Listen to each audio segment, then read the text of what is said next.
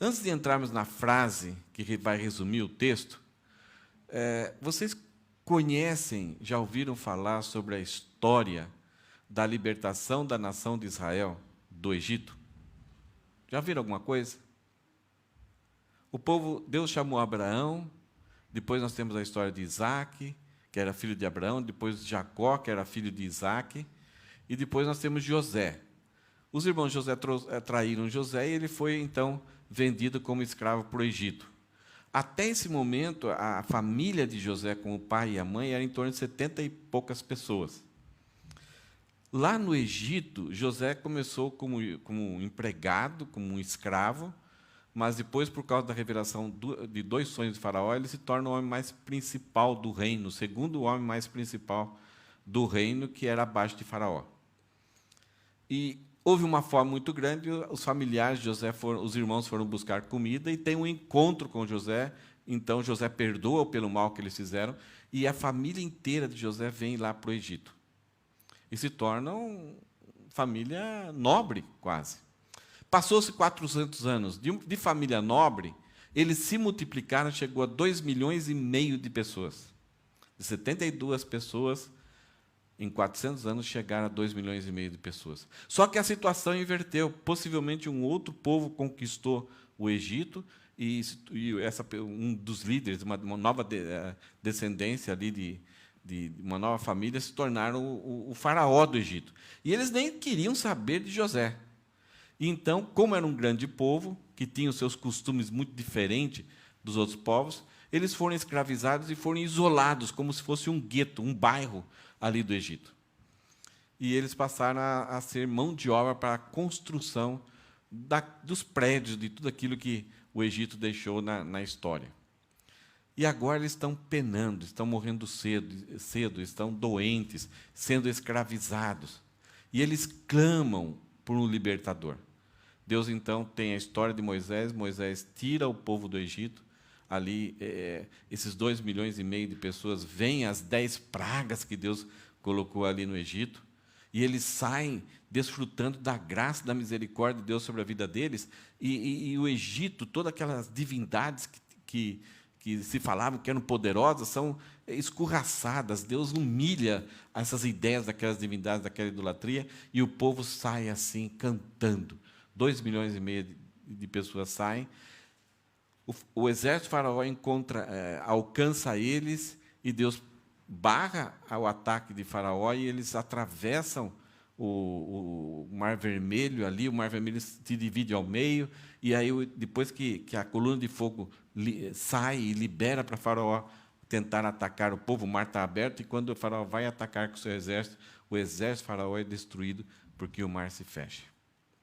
Tem um tempo ali ainda no deserto, eles caminham para lá e para cá, ali, e Deus sustentando o povo, e aí eles vão espiar a terra, e 10 homens falam que não dá para conquistar a terra ali que Deus tinha prometido para Abraão, Isaac e Jacó, e por causa disso eles ficam 40 anos no deserto. Muitas coisas acontecem. Povos tentavam atacar, e Deus usava a nação de Israel com poucos recursos. Eles eram escravos, não eram guerreiros, e eles ganham as batalhas. Não tem água, eles reclamam para Deus: olha, não tem água, estamos no deserto. E Deus manda Moisés ferir a rocha, e da rocha sai água, e o povo é abastecido com água. Não tem comida aqui.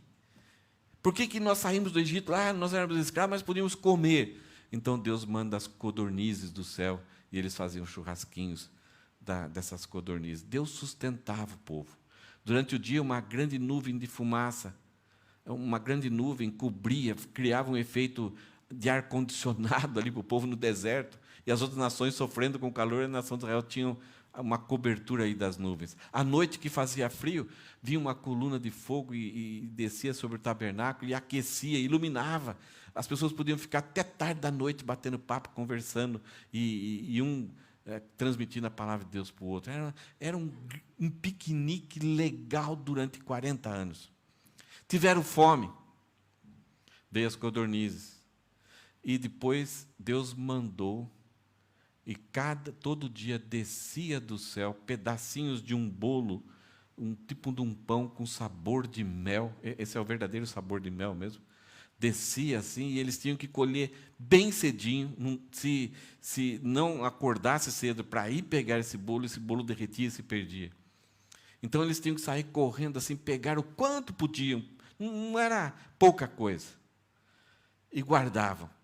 Só que aí não podiam pensar, eu vou pegar bastante, amanhã eu acordo tarde. Não podia guardar para outro dia, porque senão embolorava. Todo dia tinha que levantar e colher. Mas no sábado, Deus falou assim, vocês não vão colher. Então eu vou passar fome. Não. Na sexta-feira você pode colher em dobro. E eles colhiam em dobro e não emboloravam. Então, eram coisas anormais, sobrenaturais, por causa que vinha do coração, da graça, da misericórdia, da bondade, da aliança que Deus tinha com aquele povo. E sabe o que mais o povo fazia? Essas histórias estão relatadas no livro de Números. O que mais o povo fazia era murmurar. E o que mais representa a graça, a bondade, o amor de Deus, não foram tanto as 10 pragas, não foram tanto o mar vermelho, não foi tanto as leis que desceram, mas para a nação de Israel, o que mais representou a bondade, a sobrenaturalidade, o poder, a misericórdia, a graça, foi o maná que descia do céu. Por causa disso, que Moisés foi um instrumento disso, Moisés ficou imortalizado no coração, ficou gravado no coração, como aquele homem que foi usado por Deus para descer do céu o alimento durante 40 anos. Não fazia mal para o estômago, trazia energia, todo dia eles estavam revitalizados, era saboroso, era gostoso, era satisfeito. Mas mesmo assim, o povo estava com saudades dos churrasquinhos do Egito. E aí eles falavam, não aguento, que de novo, maná. E sabe o que significa, só por curiosidade, o que significa a palavra maná?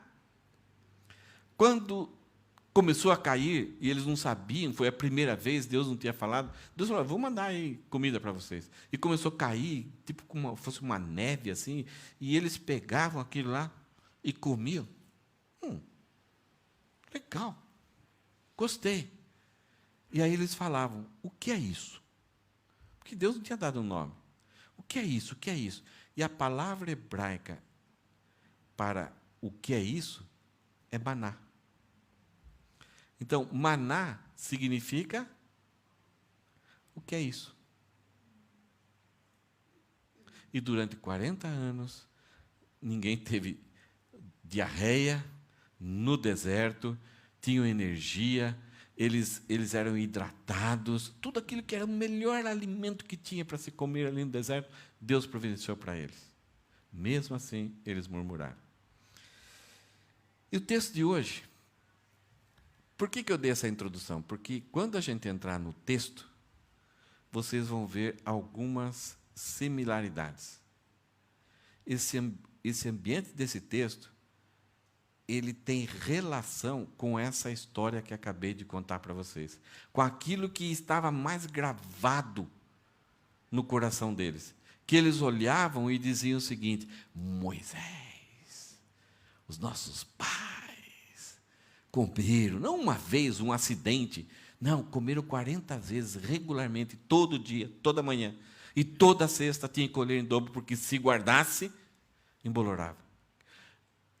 Algumas vezes a gente recebe uma bênção, a gente percebe, a gente fala, será que foi Deus? Porque é uma certa coincidência.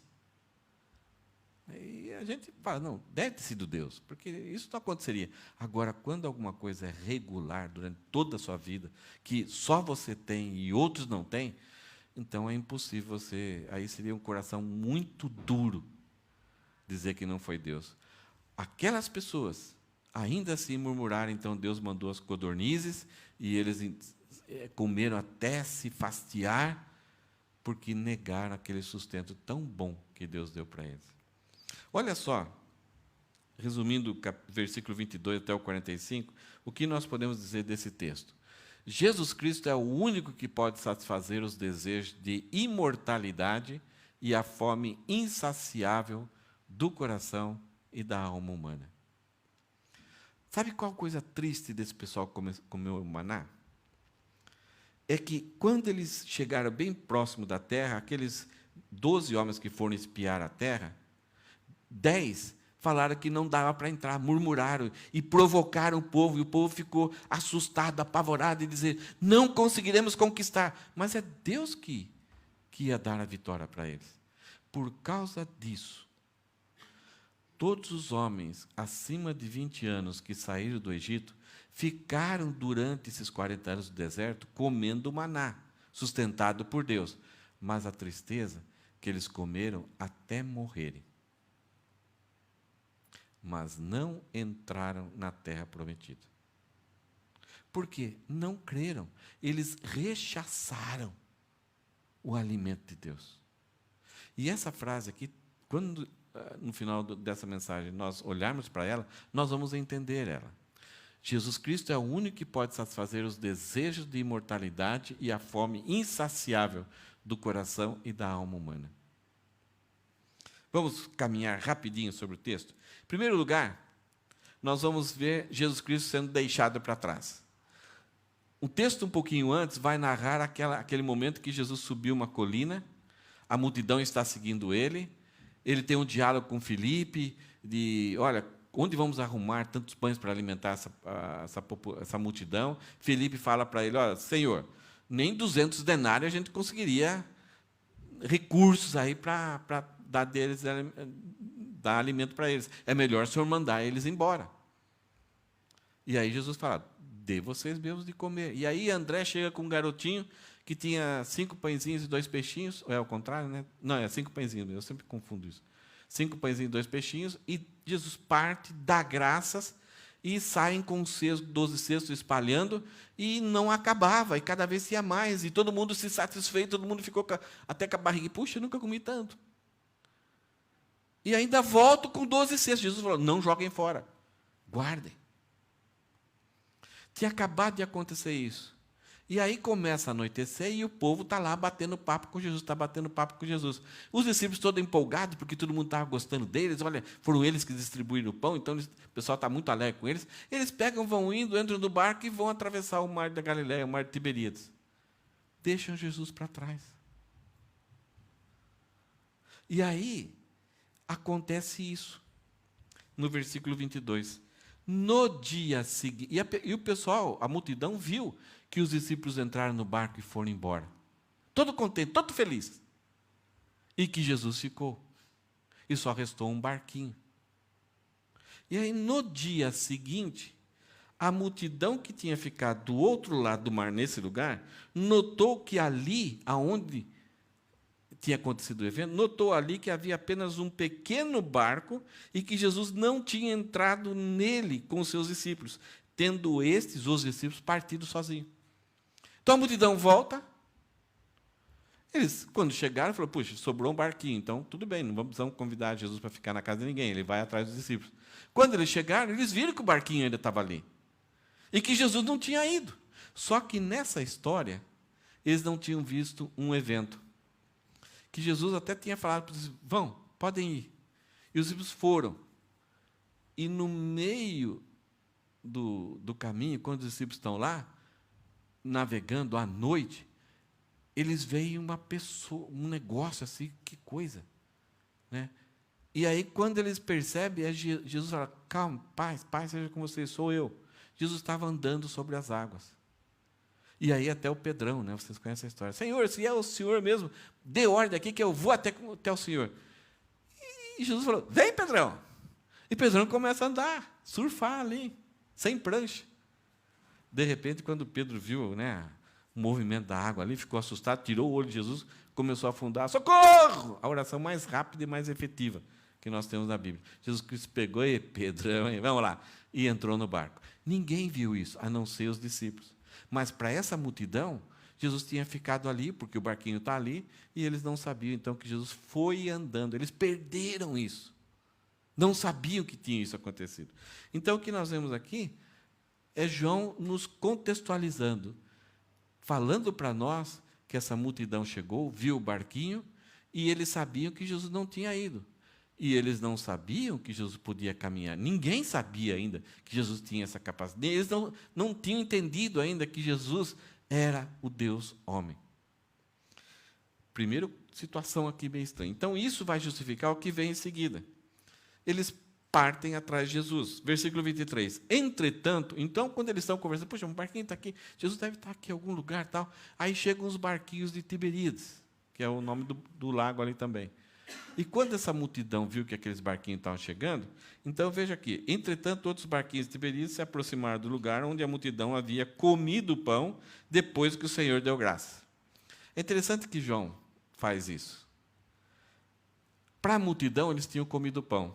Aquele lugar é onde eles comeram pão. Para João, é o lugar onde Jesus deu graça. Isso significa que ele exerceu, ele foi grato a Deus, ele agradeceu a Deus e Deus multiplicou ali, o próprio Jesus multiplicou. Então, algumas vezes, tem lugares que Deus faz uma grande obra para nós, que nós só recordamos o prazer que tivemos ali, o socorro que tivemos ali. Mas, na visão de Deus, é o lugar aonde Ele operou. Ele agiu. Para aquela multidão, aquele lugar simplesmente significava o lugar que nós comemos pão. Naquele lugar, para os discípulos, ficou gravado o lugar em que eles viram Jesus dando graças pelo pão. Quando aquela multidão viu que Jesus não estava ali, nem os seus discípulos, então eles entraram nos barcos e partiram para Cafarnaum à procura de Jesus. Jesus deve estar em algum lugar. Ele deu a volta, que era mais de 20 e poucos quilômetros, a travessia do lago. Então, imagine quantos quilômetros, talvez quase 50 quilômetros.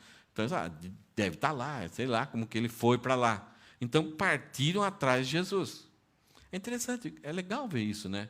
Pessoas que foram abençoadas e agora começam a partir, começam a seguir, quer estar com Jesus. A vida daquelas pessoas não era tão complicada como a nossa. Eles trabalhavam, faziam todas as coisas e tal, mas não tinha aquele compromisso como nós temos, né, das 8 horas da manhã até 5 horas da tarde, depois chega e tem um monte de atividade. Se eles quisessem mudar a rotina da vida, eles mudavam. Uma sociedade mais agropecuária, né, uma sociedade diferente. Eu tenho que ajudar meu amigo lá, deixa lá, alguém vai fazer. É muito mais maleável para que as coisas aconteçam. Então, eles saem procurando Jesus. Tomam carona naqueles barquinhos e atravessam o Tiberíades para chegar do outro lado. Aí eles encontram Jesus. Versículo 25. E, tendo-o encontrado no outro lado do mar, perguntaram para Jesus: você está aqui? Que legal! Né? Mestre, quando o Senhor chegou aqui? Aí Jesus respondeu: olha só, qual foi a pergunta que eles fizeram?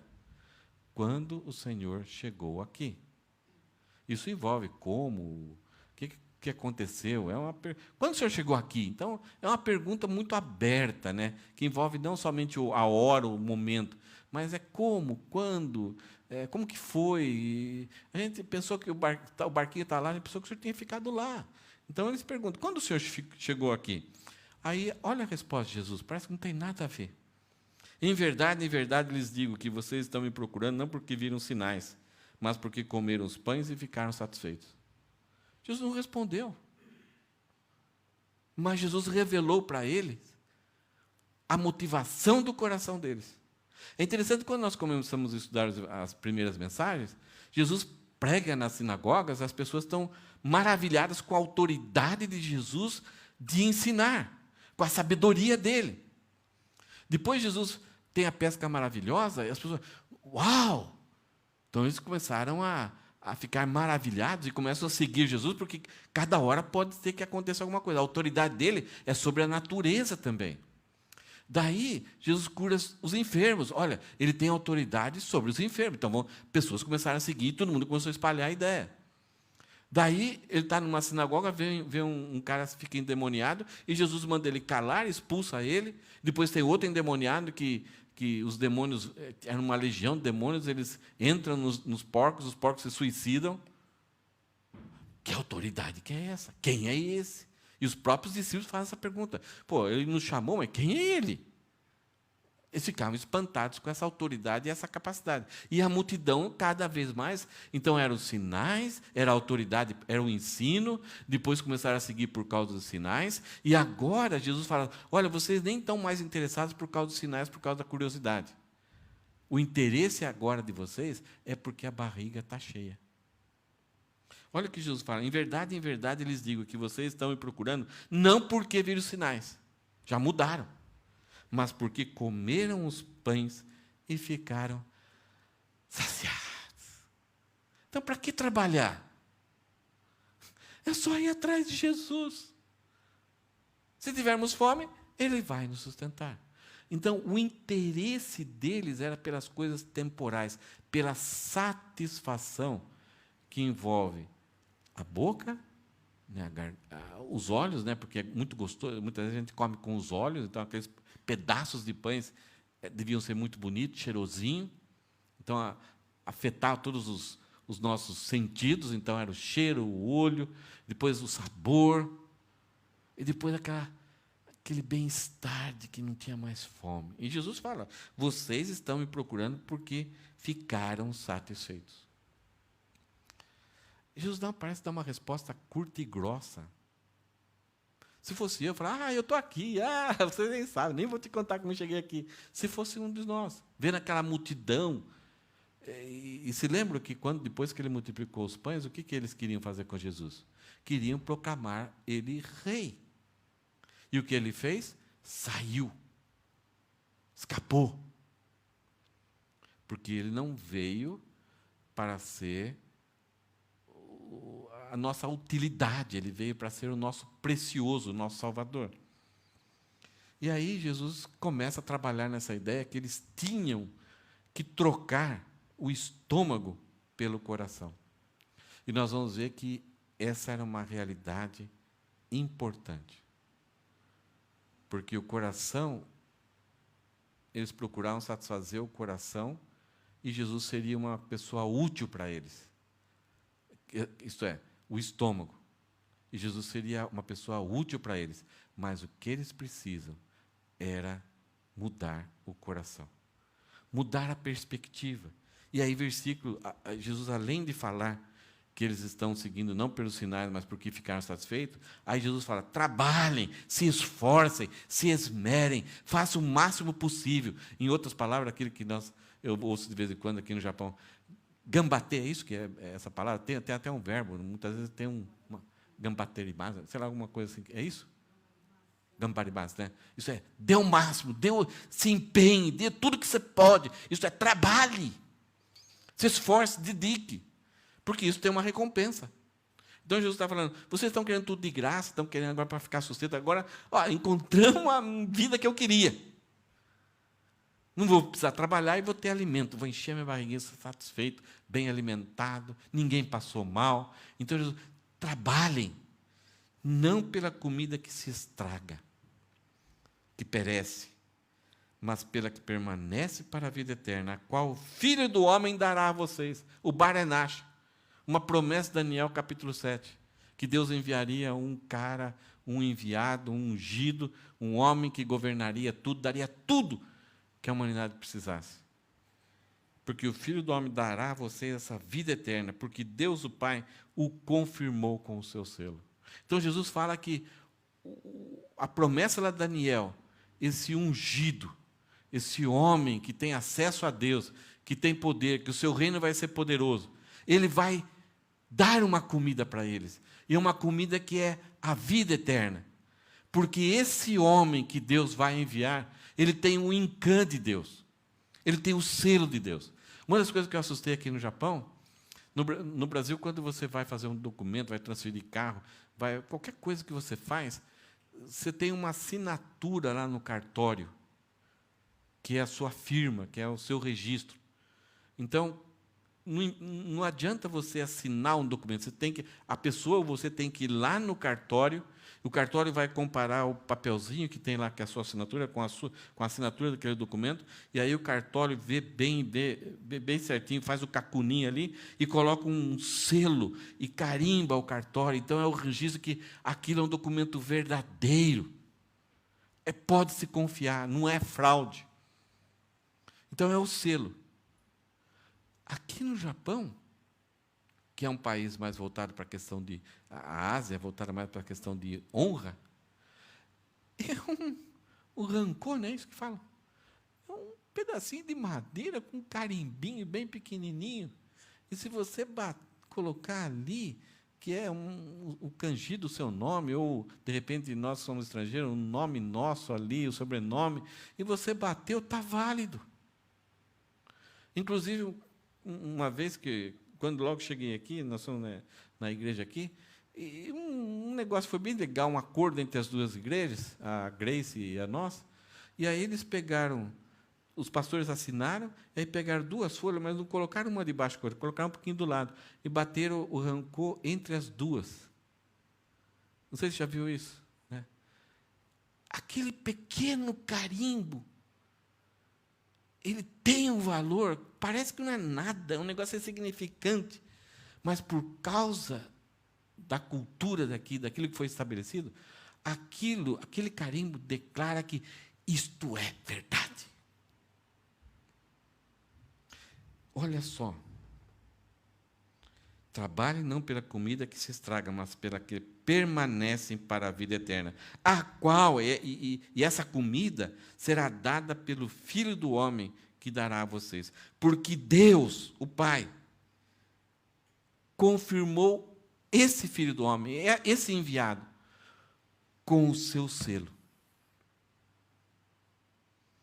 3 vezes Deus abriu os céus e bateu o seu incã em Jesus.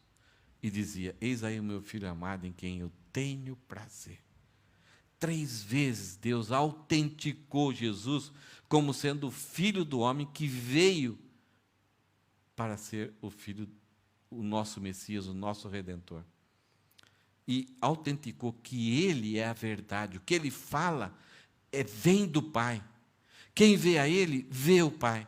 Suas palavras não têm mentira, Ele é justo, puro, verdadeiro. Deus bateu o carimbo, e olha só o que fala novamente aqui, a qual a vida eterna, o Filho do Homem dará a vocês, porque Deus, o Pai, o confirmou com o seu selo. E a maior confirmação vai acontecer quando Jesus Cristo vai sofrer, morrer, ser sepultado, e quando Ele ressuscita, é o carimbo de Deus, que Ele verdadeiramente era aquilo que Deus sempre falou. As pessoas não acreditavam nem nessa voz de Deus que autenticavam Jesus. E aí Jesus fala, olha, o Filho do Homem, mas parece que ele está falando de uma outra pessoa. Até aqui não tem confusão. Nós sabemos. Deus vai enviar o Filho do Homem, ele vai vir, e ele tem o selo de Deus.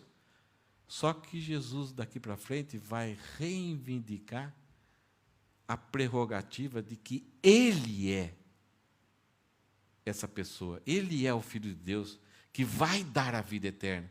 E ele é aquela pessoa que Deus o selou como a verdade. E aí, Jesus fala mais alguma coisa aqui, versículo 28. Então as pessoas perguntaram, que faremos então para realizar as obras de Deus?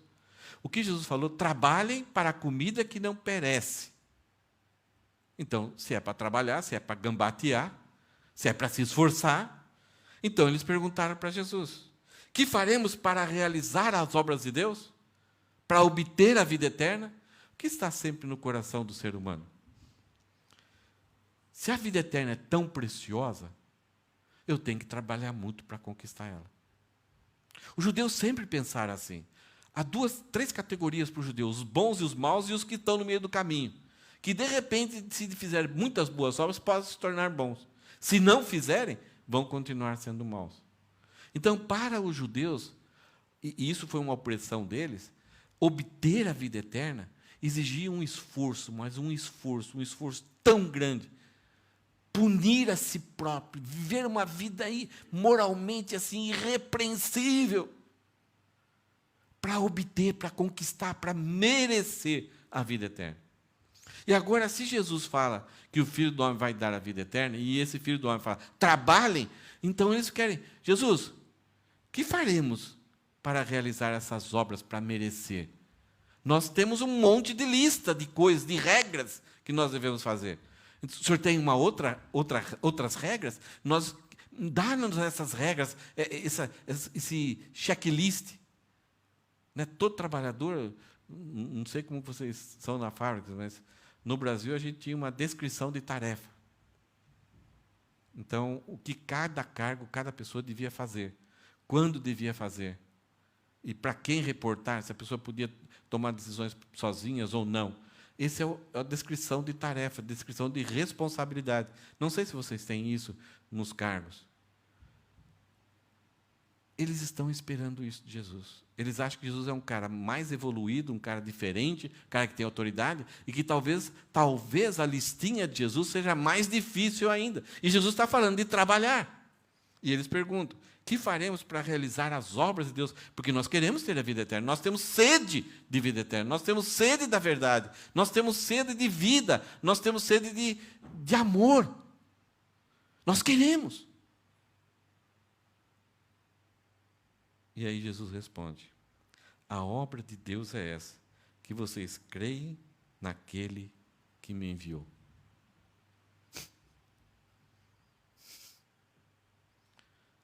Que trabalho exige para você crer em Deus?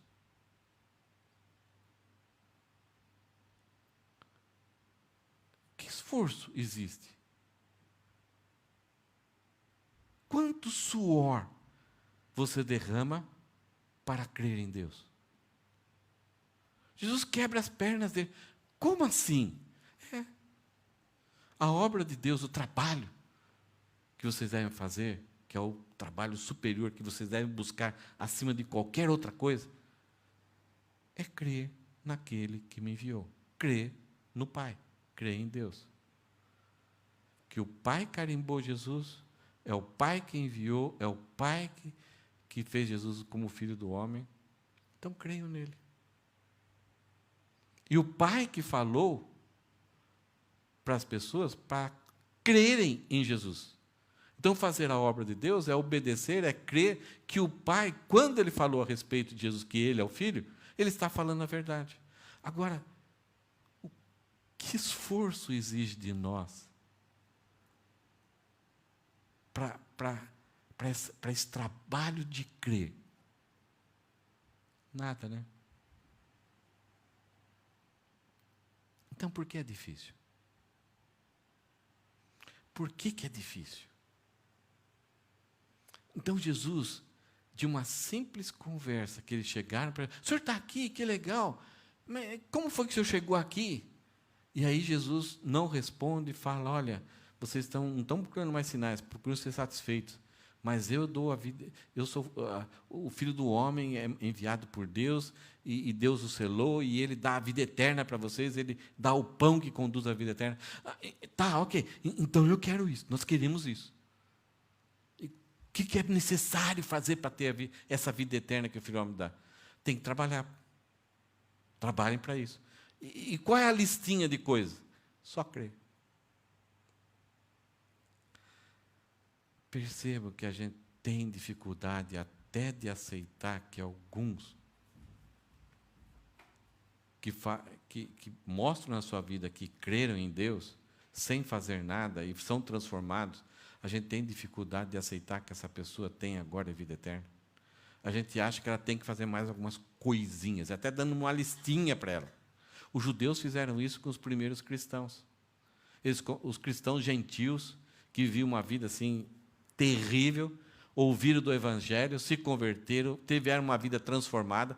Claro que algumas coisas foram transformadas rapidamente, e outras coisas demorou, era meio complicada. E os judeus falavam assim, não, você ainda não é salvo. Para os homens, eles falavam, você tem que se circuncidar. Então, e esses judeus que traziam essas regras, essas leis, essa impureza para cima da graça, eles eram bem recebidos pelos novos crentes. Porque nosso coração sempre tem a ideia de que sempre precisamos merecer. Não basta crer, não basta confiar. Nós cremos que nós somos capazes de produzir, de trabalhar e produzir o salário que nos faz merecedores do pagamento, do salário da salvação. Mas o único salário que nós somos merecedores, qual que é? É a morte. Porque o salário do pecado é a morte. Apesar de toda a inflação, toda a mudança de planos econômicos, o salário do pecado ainda continua o mesmo, a morte. Então, para receber a vida eterna, o trabalho, o esforço, é crer. E, gente, o que Jesus está falando é verdade. Exige muito esforço, muita luta, muita guerra, porque é uma mudança de mente. Não sei como foi a sua batalha, talvez alguns levam anos e anos batalhando com essa verdade de que tem que crer, que tem que mudar a mente, que tem que receber Jesus como seu Salvador, que tem que abandonar todas as ideias erradas, abandonar as outras crenças, a confiança em si mesmo. Esse é um trabalho que, em algumas vidas, é muito difícil. Muitas vezes é a pressão da família. Não pode, você vai abandonar a sua família. Muitas vezes é a pressão social dos amigos. Muitas vezes é a história que você fica pensando, puxa, mas se eu crer em Cristo, o que aqueles amigos que me conhecem, que viveram a história comigo, eu vou ser abandonado, eu vou ser escorraçado, e agora na internet eu vou ser cancelado.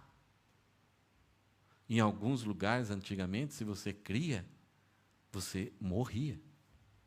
Em alguns países, ainda hoje, se você crê, você perde a herança, perde até o nome da família. No Japão tem muito disso. Em alguns países, se você crê, você perde a cabeça. Então, é um trabalho. É de graça, mas a luta para chegar a esse ponto, então, é muito mais fácil deixar de lado. Versículo 30. Aqui começa uma luta de Jesus com essas pessoas. Eles ouviram o Evangelho. E o que esse texto fala é que essas pessoas viam. Eles veem, mas não conseguiam enxergar. Isso que acontece com muitas pessoas. Você prega, fala. Eles veem a sua vida, leem as Escrituras, estudam as Escrituras, estão junto até em pequenos grupos com você, mas não enxergam. Porque eles rejeitam trabalhar para obter a vida eterna, que é somente crer. Então, essas pessoas, quando ouviram isso de Jesus, disseram o seguinte: que sinal o Senhor fará para que o vejamos e creiamos no Senhor? Então, Jesus falou do Filho do Homem, que vai dar a vida eterna, que eles viram trabalhar, que o trabalho é somente crer em Jesus. E aí eles falam, então, para Jesus: que sinal o Senhor fará para que vejamos e creiamos no Senhor? Por que essa pergunta é uma coisa assim, triste demais? E continua: o que o Senhor pode fazer? O que o Senhor consegue fazer? E eles afirmam, eles dão um alerta. Os nossos pais comeram maná no deserto, como está escrito, deu-lhes a comer pão do céu. Eles estão assim, fazendo uma referência de que Moisés é que deu o pão do céu. Olha a história do nosso povo. Nossos pais comeram durante 40 anos o maná no deserto. Deus cuidou deles. Mas eles esqueceram que aquelas pessoas que comeram, os acima de 20 anos, morreram. Por quê? Não creram.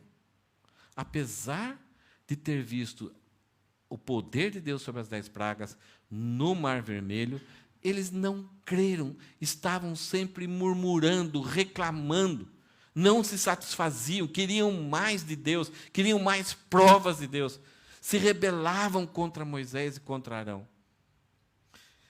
Aqui, pensam bem, quem que são essas pessoas? São aquelas pessoas que viram a pesca maravilhosa, são aquelas pessoas que viram vários enfermos sendo curados, são aquelas pessoas que ouviram vários sermões de Jesus, são aquelas pessoas que viram aquele homem endemoniado sendo liberto, sendo livre daquela pressão espiritual.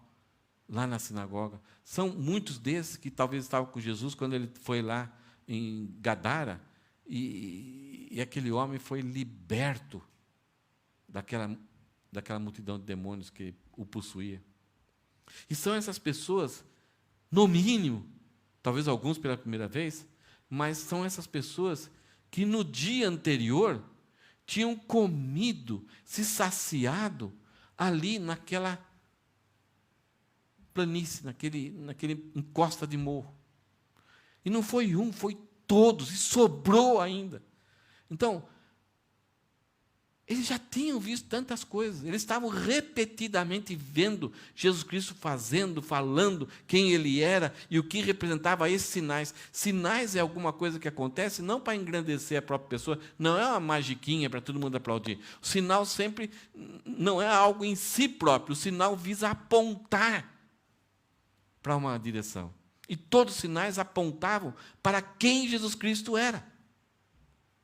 Então eles viam, mas não enxergavam. E quando Jesus fala do pão que conduz à vida eterna, que será dado pelo Filho do Homem, o qual Deus o selou, eles falam: o que o Senhor pode fazer para nós?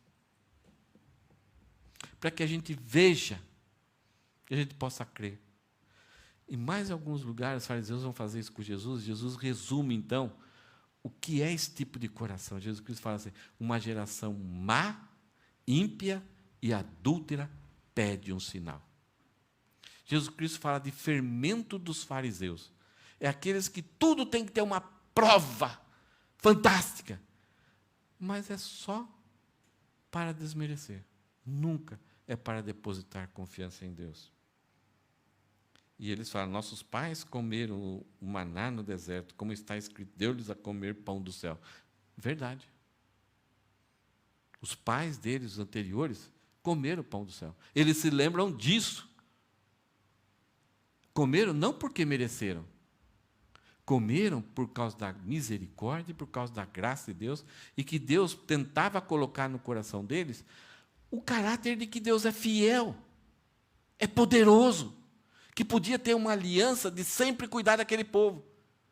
Eles lembram algo maravilhoso, mas eles lembram como se o povo merecesse aos nossos pais. Então, nós somos descendentes dele. Então, continuamos sendo aqueles descendentes daqueles homens, dos nossos parentes antigos, que tiveram o privilégio de comer daquele maná.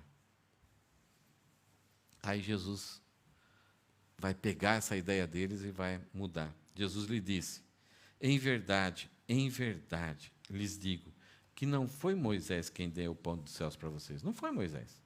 Moisés foi um instrumento. Moisés não tinha poder nenhum. Ele era uma pessoa que foi chamada por Deus para liderar o povo, e o que Deus mandava Moisés fazer, as coisas aconteciam. Mas Moisés era uma pessoa igual a nós, um mortal, que resolveu obedecer a Deus, com muita luta. Deus chamou, e ele, até que Deus perdeu a paciência com ele, porque eu sou gago, faz tempo, deu um monte de desculpa. Não foi um servo obediente que tinha uma... Até que Deus o pressiona e ele obedece, mas a duras custas. Ele foi aprendendo ao longo do caminho. Mas era um homem igual a nós. E aí Jesus fala: em verdade, lhes digo que não foi Moisés quem deu o pão do céu para vocês. Aí quebrou as pernas deles. Quem lhes dá o verdadeiro pão do céu é meu Pai. Porque o pão de Deus é o que desce do céu e dá vida ao mundo. O maná descia do céu. O maná preservava a vida deles, dava alimento para eles terem uma comida e não falecerem, não ficarem doentes. Então, era uma comida diária, uma ração, era um bentô diário que Deus mandava para eles. E Jesus aqui pega aquela linguagem. E é interessante aqui que Jesus fala assim: não foi Moisés que deu o pão do céu. E aí ele muda: quem lhes dá atualmente. E esse verbo é presente contínuo. Dá naquela época e continua dando até agora.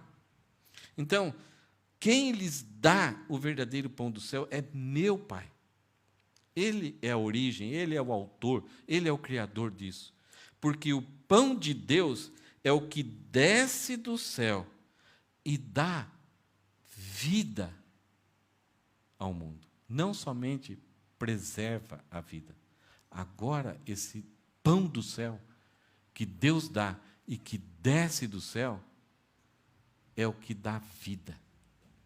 É um maná bem diferente. Mas interessante, essa mesma palavra que foi usada para aquele pãozinho com gosto de pão de mel, é a mesma palavra para exemplificar o que as pessoas olhavam e viam em Jesus. O que é? O que é isso? Não é isso que as pessoas... Quando você fala de Jesus, o que é isso? Tem pessoas no nosso meio, no Brasil, mas aqui no Japão é mais ainda, mas muitas vezes pessoas brasileiras ou bolivianas, que você vai conversar e você fala, você já ouviu falar de Jesus? Não, nunca ouvi. Como assim? É verdade. Ela pode ter visto, ela pode ter até assistido o filme A Paixão de Cristo e chegar para você e falar, não, nunca ouvi falar dele, nem sei quem ele é. É possível. Porque os olhos estão cegos. E elas sempre vão perguntar, o que é isso? O que é esse negócio de Jesus? Depois que Jesus falou que, então, o pão do céu desce do céu e é dado por Deus, porque o pão de Deus é o que desce do céu e dá vida ao mundo. Olha a cabeça deles agora, versículo 34. Então lhe disseram para Jesus, Senhor, dê-nos sempre desse pão. O que eles estão pensando? Aqui? Aqui? Ou aqui? Estão pensando na barriga. Jesus respondeu, eu sou o pão da vida. Jesus falou o que era o pão, e agora ele fala que ele é esse pão. E aí Jesus fala, quem vem a mim jamais terá fome. A necessidade de imortalidade, de verdade, de vida, de amor, serão supridas, serão satisfeitas. Não precisará ser renovado manhã após manhã. Você come uma vez e nunca mais terá fome dessas necessidades espirituais, porque você será pleno com Jesus. Jesus fala, quem vem a mim, quem vem a Ele, jamais terá fome, e quem crê em mim, jamais terá sede. Porém, eu já disse que vocês não creem, embora estejam me vendo. Jesus, ele quebra as pernas. Jesus não é um coach aqui que sempre quer elogiar, levar você para cima, não. Ele fala e depois revela a verdade do coração deles. Olha, vocês não creem, embora vocês estejam me vendo várias vezes, vocês não creem em mim. E até vai chegar um ponto que vão falar que tudo que Jesus fazia era pelo poder de Satanás. O qual poder que fazia as obras que Jesus fazia era o Espírito Santo. Veja o tamanho da cegueira que o pecado produz no ser humano. E por produzir essa cegueira, o homem é insaciável até o momento da morte. Ele é insaciável de imortalidade, de vida, de verdade, de amor. Eles pensam que esse pão do que Jesus está falando é comida. Eles não conseguem captar a verdade. Jesus fala, vocês não creem em mim. Vocês estão me vendo, mas não creem em mim. E aí Jesus começa a ensinar verdades assim sérias para eles. Todo aquele que o Pai me dá, esse virá a mim. E o que vem a mim, de modo nenhum o lançarei fora. Isso é segurança, proteção. Quando a gente come desse pão, nós temos aquilo que mais nos atormenta. Nós temos aquilo que mais nós trabalhamos e gastamos para ter a ideia de segurança, a ideia de amor, a ideia de conhecer a verdade, a imortalidade. Quanto a gente gasta para sobreviver nessa vida e para ter uma vida abundante aqui, que satisfaça, que seja plena, que seja alegre. E Jesus está falando, sou eu. Você não terá mais sede, você não terá mais fome. Não somente nessa vida, mas também depois. O trabalho que o ser humano faz aqui para conquistar essas coisas que saciam a sede e a fome, cada dia fica mais difícil. Cada dia se exige mais dinheiro, até que um momento Nem consegue mais. E a imortalidade foi para o brejo. Porque o destino é perdição eterna. Mas Jesus fala: todo aquele que o Pai me dá, esse virá a mim, e o que vem a mim, de modo nenhum o lançarei fora. Enquanto vivemos essa vida, nós seremos fracos. Nós não teremos mais, vai chegar uma hora que não temos força nem para trabalhar, para cuidar de nós. Vai chegar um momento em que pessoas vão ganhar para trocar e nos limpar, trocar a nossa fralda. Será um momento assim que a nossa autoestima vai ficar terrível. Mas Jesus fala: aquele que vem a mim, de maneira nenhuma o lançarei fora. Por quê? Não somos nós que seguramos a vida eterna em nossa vida. É o próprio Jesus. Ele é a garantia disso. Versículo 38. Jesus vai falar sobre isso. Porque o trabalho de satisfazer, de dar o pão, é dele, é de Deus. Começa em Deus. Olha só, porque Jesus fala: porque eu desci do céu, não para fazer a minha própria vontade, não para trabalhar daquilo que seria gostoso para mim. Eu vim aqui. Eles queriam fazer Jesus de rei. O que ele fez? Fugiu. Ele escapou, porque ele tinha uma vontade, mesmo que as suas emoções eram afetadas, a vontade, aquilo que ele tomou de decisão, era agradar a Deus, era cumprir a vontade de Deus. Ele fala: porque eu desci do céu não para fazer a minha própria vontade, mas a vontade e os decretos daquele que me enviou, o Pai. E a vontade de quem me enviou, o Pai, é esta: que eu não perca nenhum de todos o que Ele me deu. E vontade de Deus, decreto de Deus se cumpre. Eu tenho muitas vontades na minha vida. Algumas eu já falei: não tem jeito, não tem tempo, não vou ter recursos, não vai dar para fazer. E também mudei. Mudei os meus gostos, minhas preferências. Todos nós temos vontades. Tem algumas que a gente se mata para ter e a gente tem, persegue, e quando a gente completa, a gente fala: por que eu gastei toda a minha vida fazendo isso?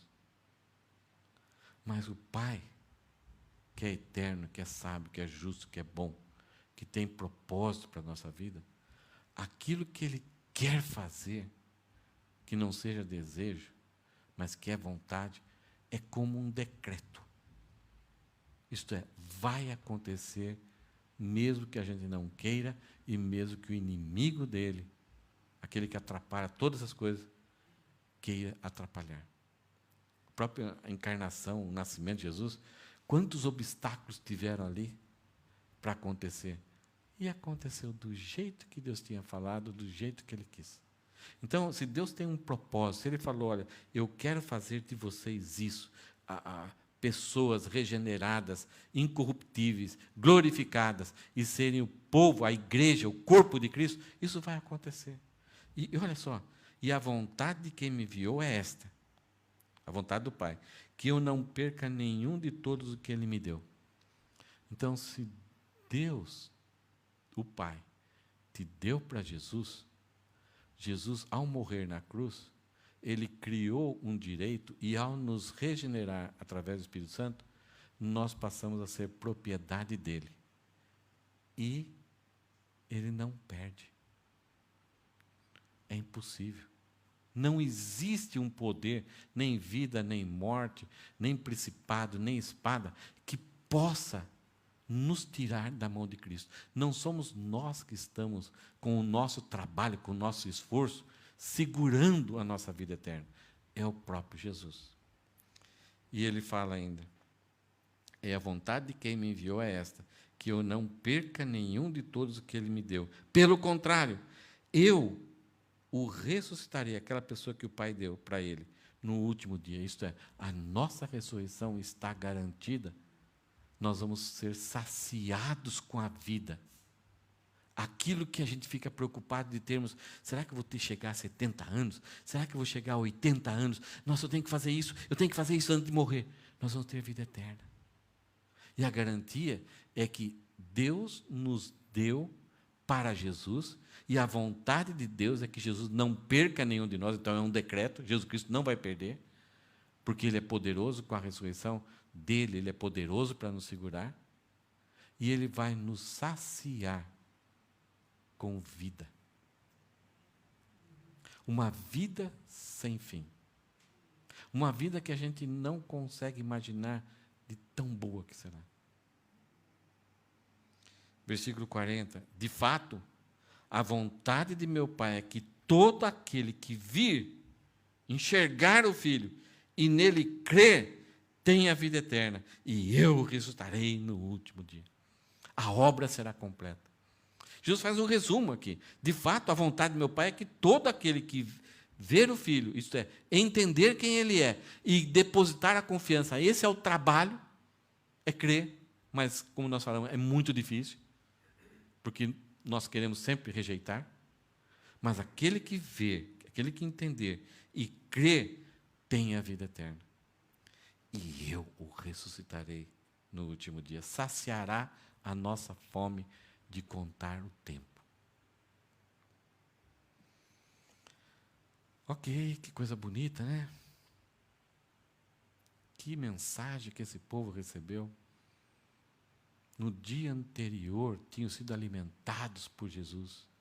E hoje eles aprendem que existe um pão do céu superior ao maná, que conduz à vida eterna, e aquele que vê, saber que Jesus é esse pão que foi enviado por Deus, e crer em Deus Pai, e crer no Filho, terá a vida eterna para sempre. Que pão! Que alimento é esse?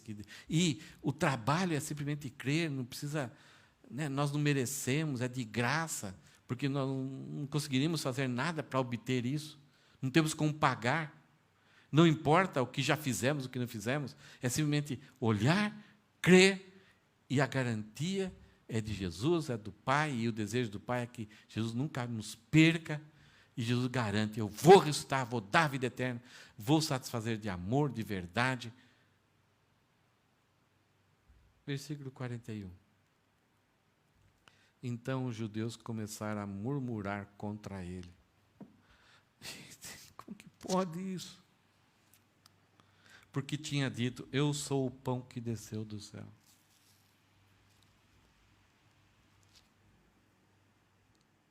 E diziam, este não é Jesus, o filho de José? Por acaso não conhecemos o pai e a mãe dele? Como é que ele agora diz, eu desci do céu? Nenhum homem desceu do céu, a não ser Jesus. Todos nós nascemos aqui. Passamos a ter a nossa história aqui. E Jesus, ao falar isso, ele fala, eu tinha uma história antes, e eu vim de lá. Coisa que tem uma razão, o pecado nos emburrece e nos cega. E Jesus tinha falado, vocês têm visto, e ainda pedem sinais. Porque vocês não querem crer. Agora, além do pecado nos emburrecer e nos cegar, existe em nós um coração tão orgulhoso, tão soberbo, que quer uma vida independente de Deus, que coloca Deus como simplesmente uma utilidade para as nossas vidas. Não sei se você viu, já foi algum templo aqui no Japão. Em Nara tem o de Buda lá. Quando estava sem a pandemia, quantos estrangeiros vêm aqui? E eles vêm, eles cumprem alguns rituais ali, fazem isso, fazem aquilo. Eles têm as suas religiões lá nos seus países, e ao mesmo tempo vem aqui, faz rituais, né, puxa fumacinha, bate aquela corda, aquele sininho. Por quê? Talvez me ajude, talvez trazem boas energias, talvez seja útil para mim. É o ser humano querendo controlar o espiritual, mas a coisa não é assim. Então, os judeus... se lembra que eles falaram, os nossos pais comeram do maná?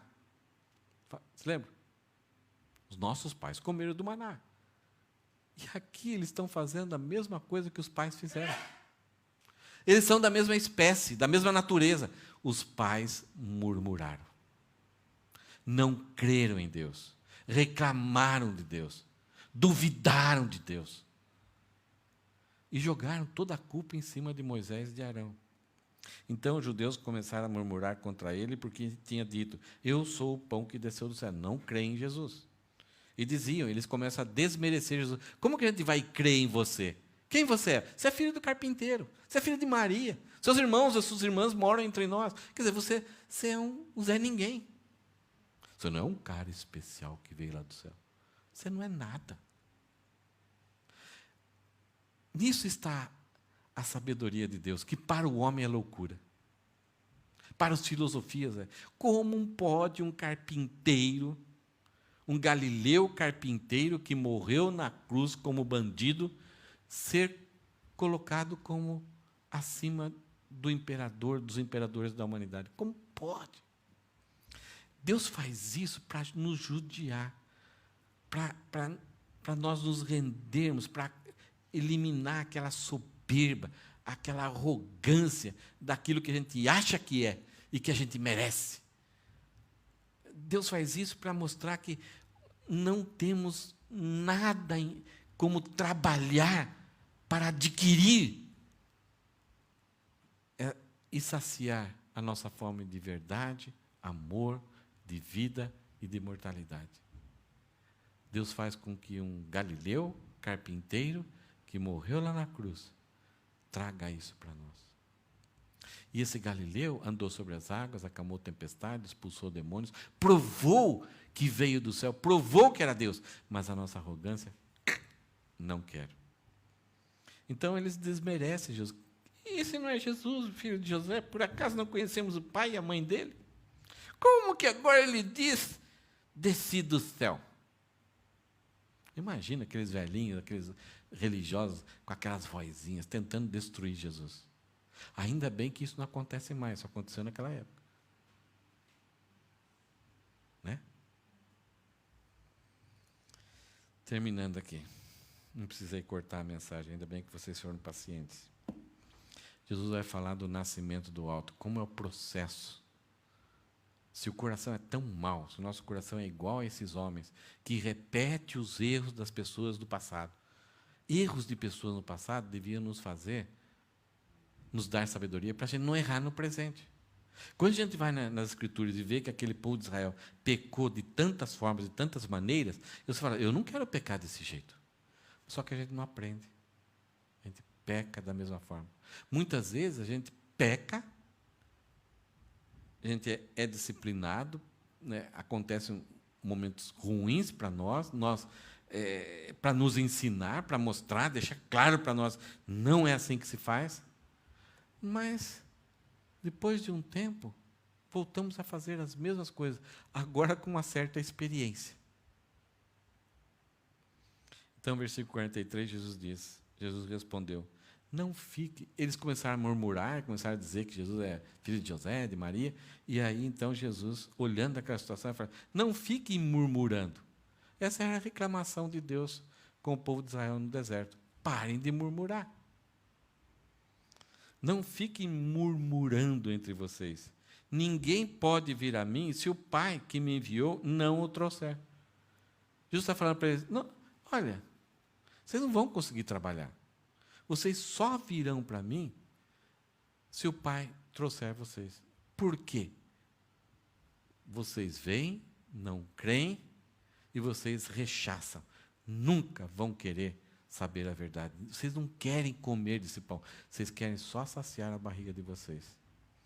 Então Jesus fala: ninguém pode vir a mim se o Pai que me enviou não o trouxer. Se Deus não agir de forma sozinha no processo assim de mexer o nosso coração, através do Espírito Santo, nos convencer do pecado, da justiça e do juízo, e nos trazer para Jesus, nós não vamos conseguir mudar o nosso coração.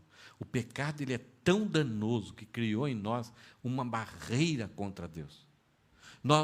Paulo fala: nós estávamos mortos em delitos e pecados. Morto não crê.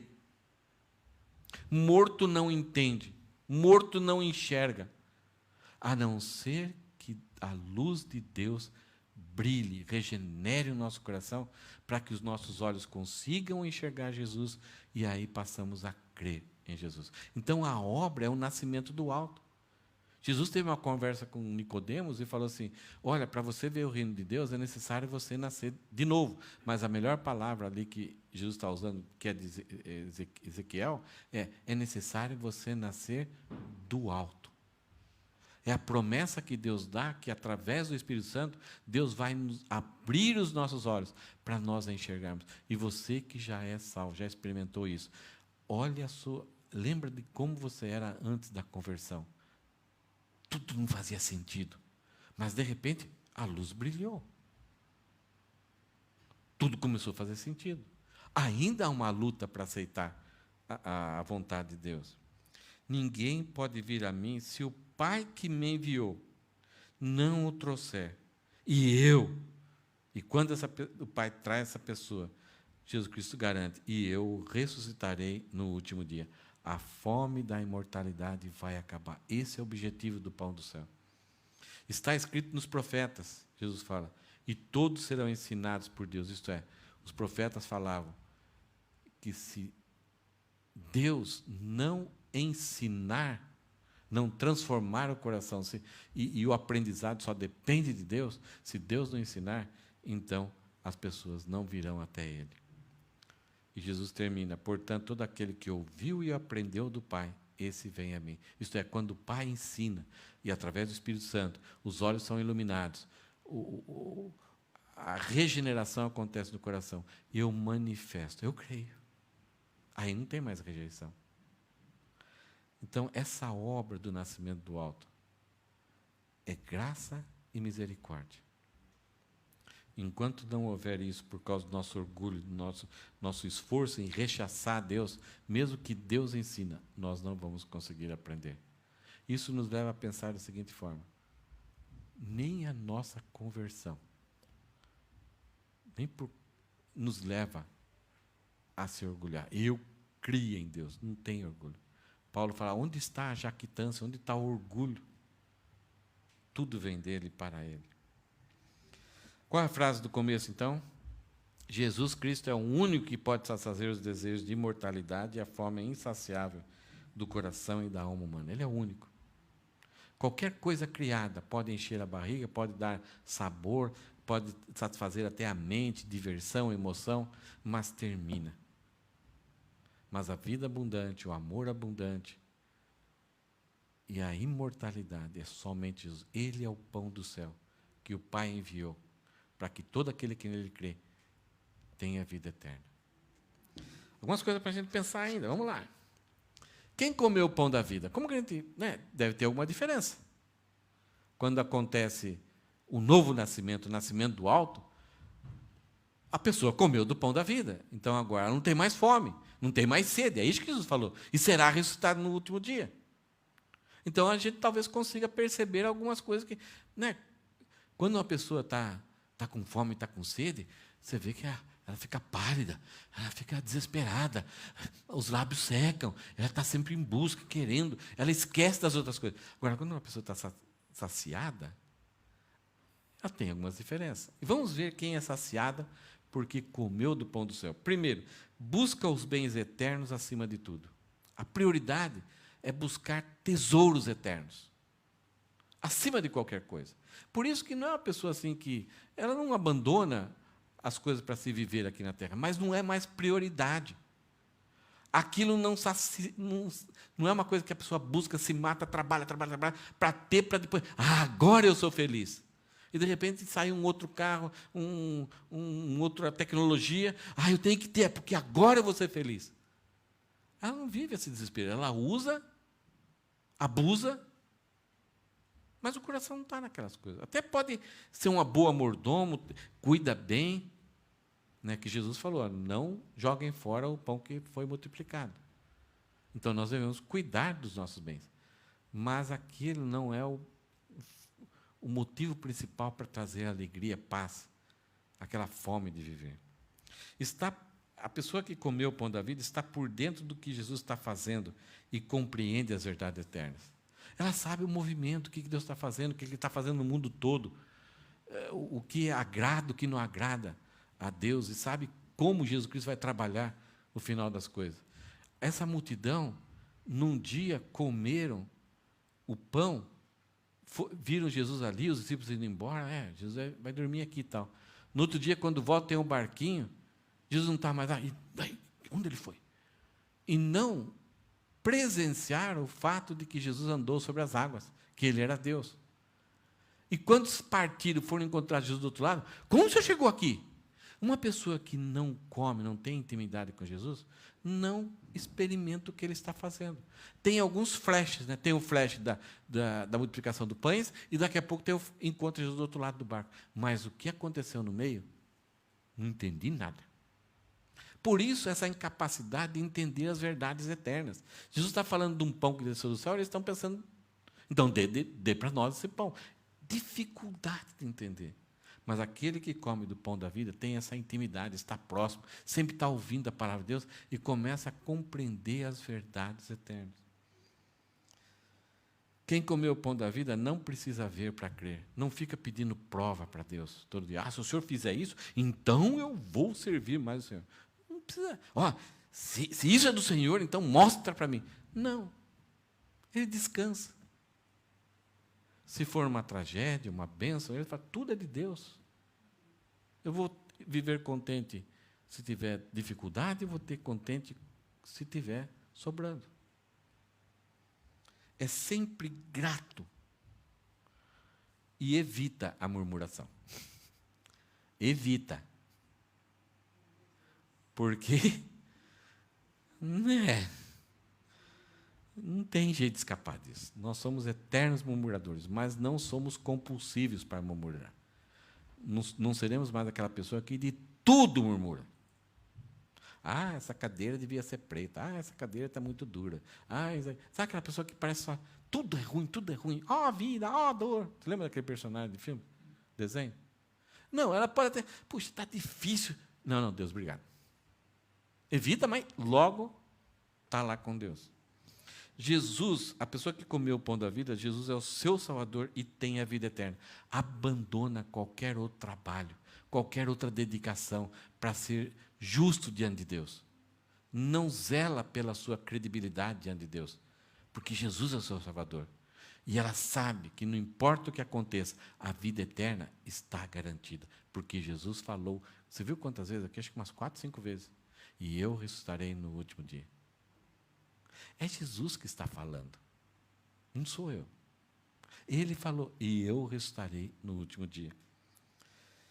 Quem comeu o pão da vida honra os outros servos fiéis. Então sempre está querendo honrar pessoas que se dedicam a Deus. Vamos lá.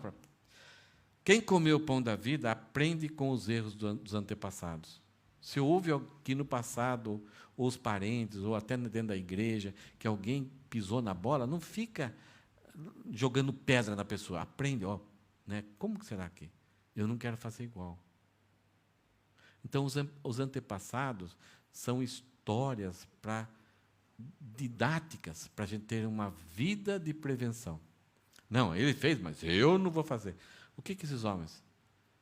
O povo lá dos pais murmuraram. Eles murmuraram também diante do próprio Deus. O povo do passado murmurou diante de Moisés. Eles não, estão murmurando diante do próprio Deus, do pão da vida.